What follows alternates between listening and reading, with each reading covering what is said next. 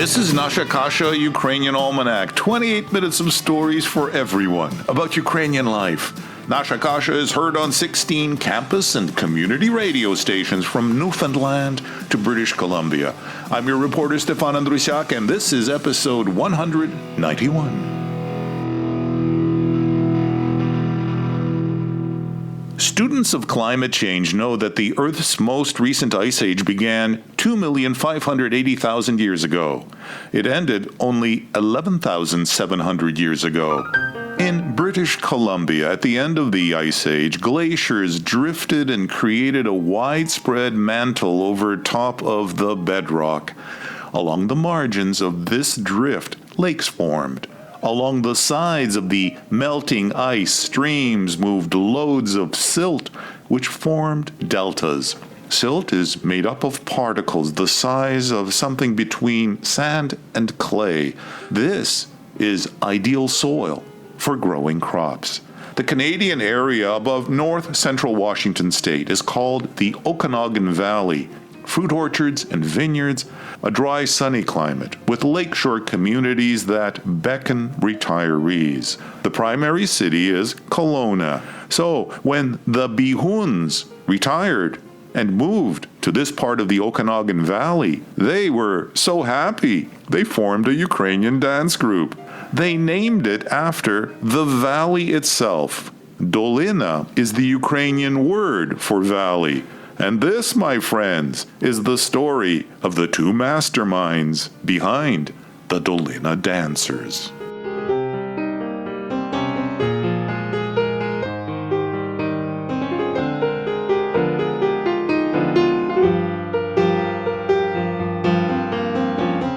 This is Manitoba-born Evan Wish performing his own composition, I Know There Are Rainbows.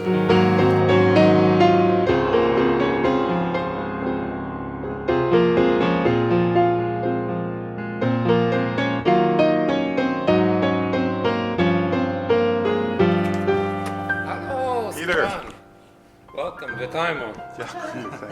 Hi, I'm Diana. This is Diana. Hi, Diana. Nice to meet you. My name is Diana Behun. I presently live in Kelowna, BC, Canada. My family has, on my dad's side, has been over 100 years since they arrived from Ukraine. Hi, I'm the other half. My name is Peter Behun. I'm a retired high school teacher. My family came from Chernivtsi to Andrew, Alberta, an hour and a half out of Edmonton. I'm very fortunate. I knew both my grandparents on both sides of the family. Yeah, we used to spend our summers in Alberta with my father's parents, so my Baba and Dido. Their situation in coming to Canada was a little bit different. My Dido was forced out because of his political views and his wanting to unite Ukrainian people there into co-op movements so that they would share their money amongst themselves rather than through banks. This would be in the 20s and 30s. So he was told by a Polish police people there that... in Polish occupied, what is today Ukraine. Polish occupied. So this was around Lviv. He was told that if he didn't stop what he was doing, he'd be found floating in the river. And my Dido told him, today it'll be me floating with the river. Tomorrow it'll be your turn to be floating in the river. There's more to that story because one of the old priests found out that his name was Nick Behun and said he was one of 4 people sent to Canada by the Ukrainian military at that time to raise money to help with the liberation of Ukraine. And it always sort of was a little question in my mind why my grandfather was always associated with these military people. But later on, I guess I clued into why that was. It would take a lot of courage for someone who's just been told to stop or else to then tell that official or that military person or police officer, no, you're the one who might bear the consequences. That's right. And my Dido was kind of built that way. He wasn't really afraid of too much. And there was always, even my dad said, I have to always be ready because we might have to go...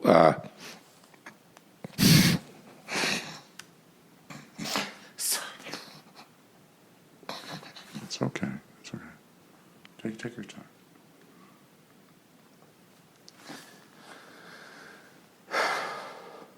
You're feeling emotional about this. Yeah. Well, they said he would have to, we had to always be ready because we might have to go back to fight for Ukraine. So that was always kind of there. That never came to fruition, of course, because as time went on, through the communist occupation and so on. But we did get to see a free Ukraine. We've been there many, many times now, and we continue to help both soldiers and others.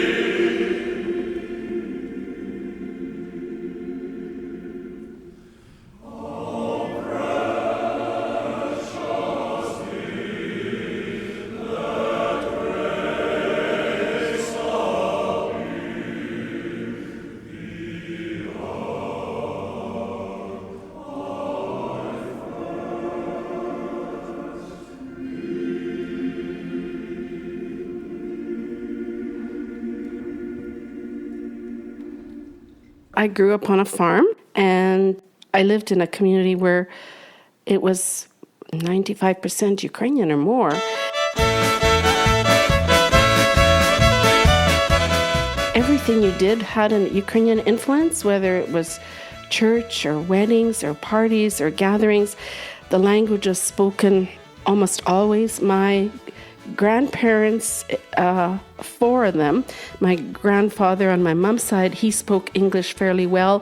The other three, very limited English, 10 words maybe each. So I spoke Ukrainian quite a bit at home. I also took it in school, and then I went further and took it in university.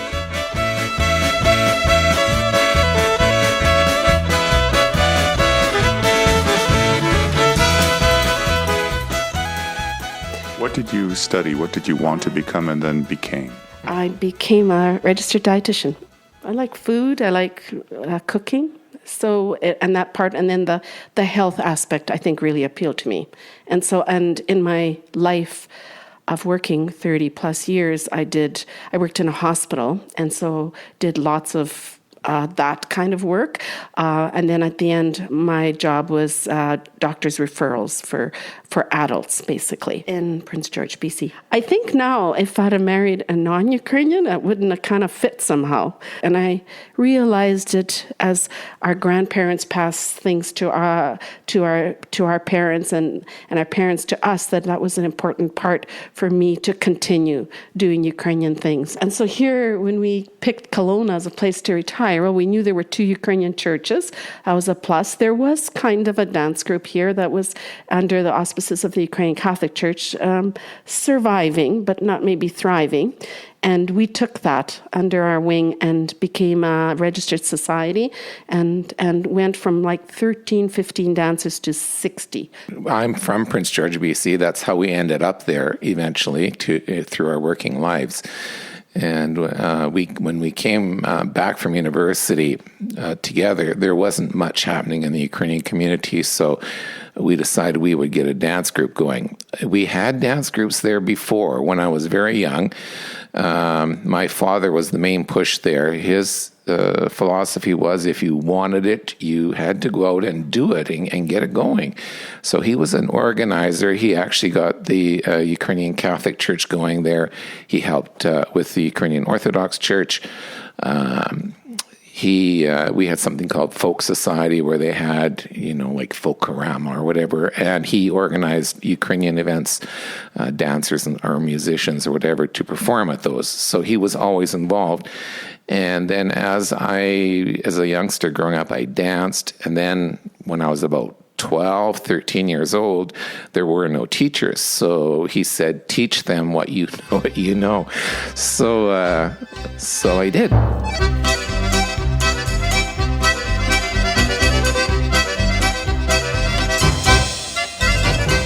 I was already teaching when I was 12 or 13 years old. And I guess that's what led to my career eventually. I was used to teaching. Teaching is sort of normal for me. And so I did become a teacher. Which grade levels? I taught high school, so grade 8 to 12.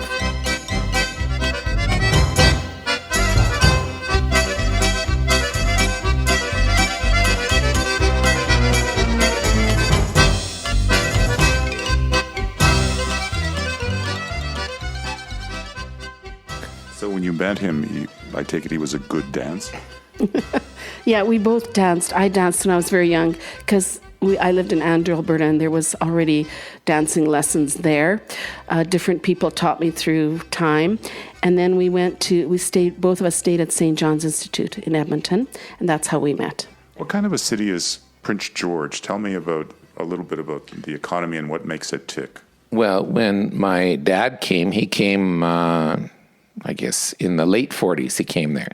So he's a farm boy. He came there and got into logging because that's where the money was. So they would work the forestry in the winter and go home in the summer and work the farm.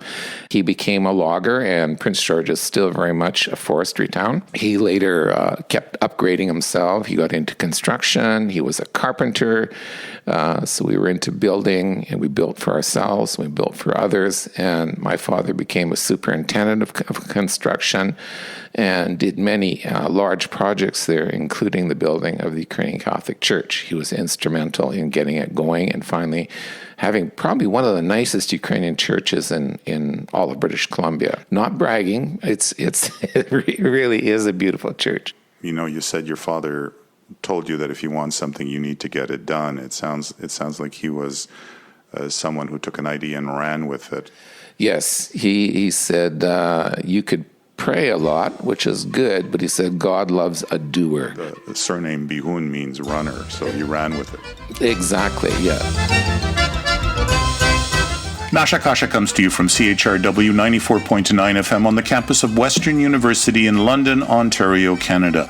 We're heard on CHMR 93.5 FM in St. John's, Newfoundland, on CKDU 88.1 FM in Halifax, on local 107.3 FM in St. John, New Brunswick, on CJAS Radio 93.5 FM in Saint Augustine, Quebec, on CJLO 1690 AM in Montreal, on CFRC 101.9 FM in Kingston, on CFMU 93.3 FM in Hamilton, on CKMS 102.7 FM in Kitchener-Waterloo, on CJAM 99.1 FM in Windsor and Detroit, on CKLU 96.7 FM in Sudbury, on CILU 102.7 FM in Thunder Bay, on 101.5 UMFM in Winnipeg, on CFMQ 98.1 FM in Hudson Bay, Saskatchewan, on CFBX 92.5 FM in Kamloops, and on CIBL 101.7 FM in Abbotsford, British Columbia.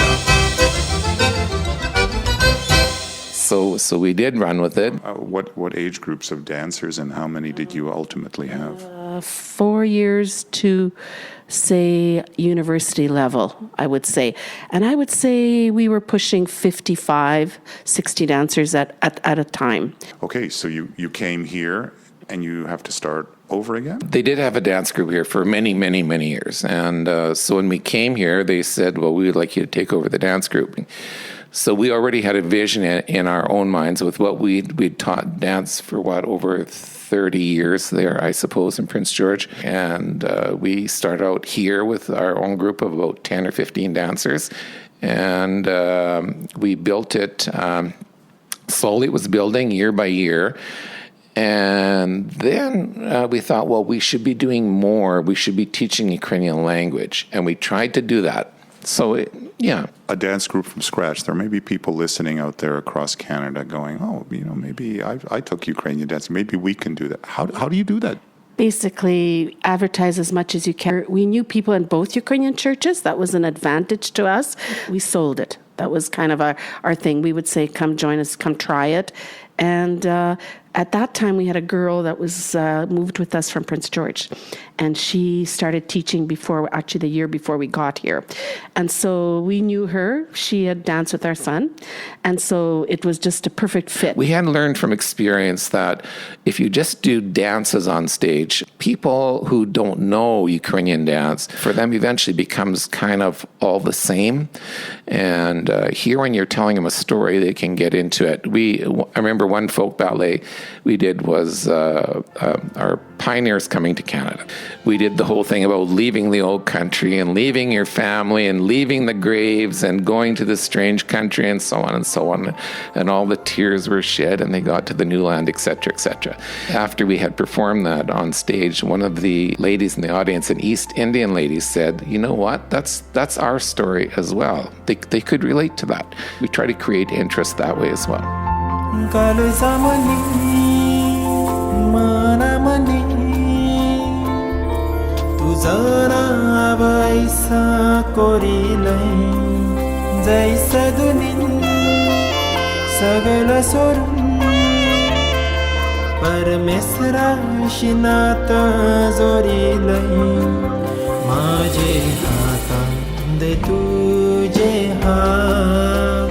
दे माझे जीवनान कायम सांगा माझे हातान दे तुझे हात दे माझे जीवनान कायम सांगा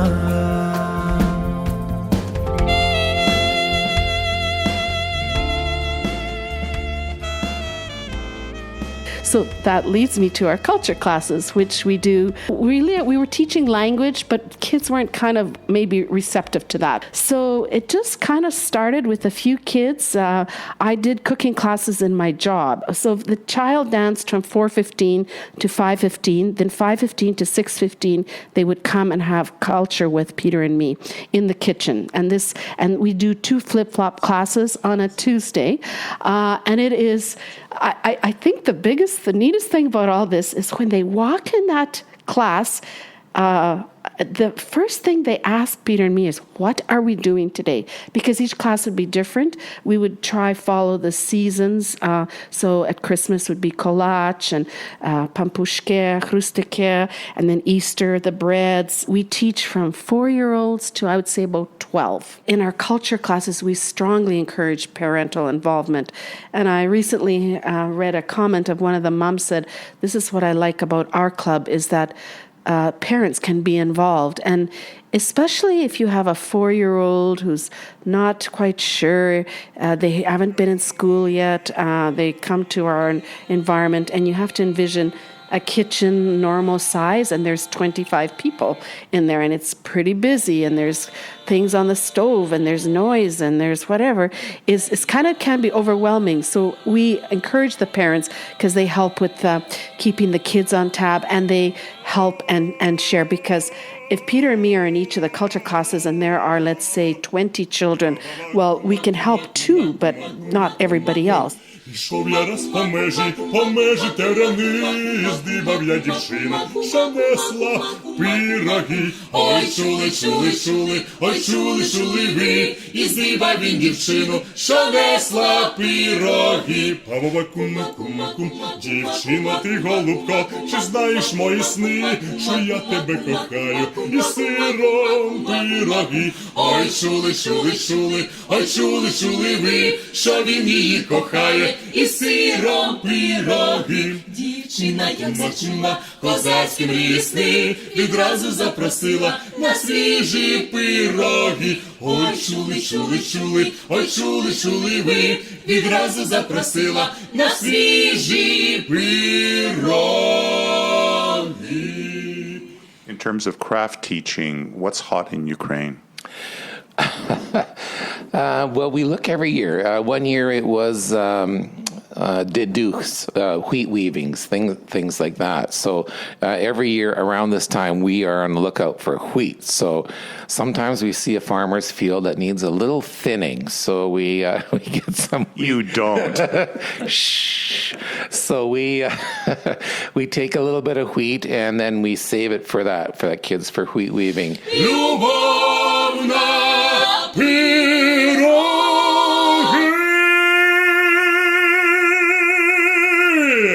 Па-па-па-пам. Ось так. Something else we've tried to do is to encourage our dancers and our Ukrainian community to give back, to do humanitarian aid, especially for our people in Ukraine. I think people don't realize the extent of what's happening there.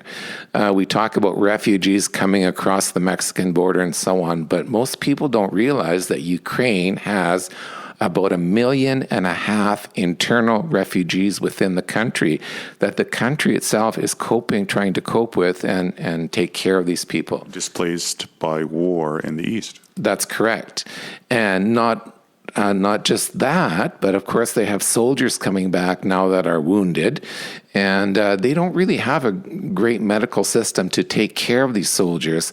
And so what we've been trying to do is help with the military hospitals there, to help with things like help the children. In a place like Lviv, which is a gorgeous ancient city, do people reflect on the fact that there's actually a war going on, or is that all lost because of the distance? No, you have never seen people pray so hard in your whole life. I'd say people in Lviv put on a happy face. They're very concerned about the soldiers, and there's a constant military action because Lviv is the center of training of these soldiers. So they see them all the time, and it's always on their minds, but you can't be, thinking depressed about that all the time. So they do put on a happy face, but the concern there is, oh yeah, absolutely. I was just going to say that with our classes, it's challenging for us as well. So as instructors, we have to present this stuff. It has to happen within an hour. And if you're making bread, of course, anybody who's made bread, even in a machine, knows that it takes way more than an hour. So for Diane to present, say, making a certain type of bread, there's a much pre-prep to do before we even get there, and there has to be product that they can taste at the end of it, and then, of course, they take their little bread home at the end. So it all has to be compacted within an hour. The other thing is we teach them crafts, but Ukrainian crafts. So things like wheat weaving or pesanka making. So we do mosaics with the kids. They build a picture out of small pieces and glue them onto a tile, and it becomes a permanent thing they can have at home. Well, thank you for coming to Kelowna and spreading a little bit of that pierogi flour all around, and for the good work that you do as well. Thank you. Is there something you wanted to say in closing? Yeah, No, I'm okay. Something No. I would like to say. Okay. Something I would like to say is that part of our teaching is online. So if you go to dolynaDancers.com, www.dolynaDancers.com. Dolyna. Dancers.com, correct. On that website, you will see, pictures of our dancers and all the usual stuff. But there are two sections on there that we did in cooperation with the Taras Shevchenko Foundation, who helped fund this, is we built a number of short video displays of how to do this. So how do you teach a group of kids how to do mosaics? How do you teach them to do wheat weaving? How do you teach them to build a collage? So it's there with instructions, things that can be done within the hour with recipes, everything. And it's open to the public. It is meant to share and increase our knowledge and presence here in this beautiful country of Canada. See, you have a computer platform ready for you to put a Canada food guide beside the Ukrainian menu. I guess. and find where cabbage rolls are. Yeah, it's all fits. Everything fits, right? It's been a delight to talk to both of you. Thank you so much for welcoming me. Thank you. Thank you for visiting Kelowna. In the program, you heard Ron Cahoot playing the Bukovina dance. Sangat sang the East Indian love song. The Ukrainian Bandurist chorus out of Detroit with Amazing Grace is Serom Pirohe by the a cappella group Jerala. And this is Molodzi, the Chabluk family with Maple Sugar. Partial funding for Nasha Kasha comes from the Shevchenko Foundation. I'm your reporter Stefan Andrusiak. Back in a week, God willing. До милої зустрічі за тиждень часу, дорогі слухачі.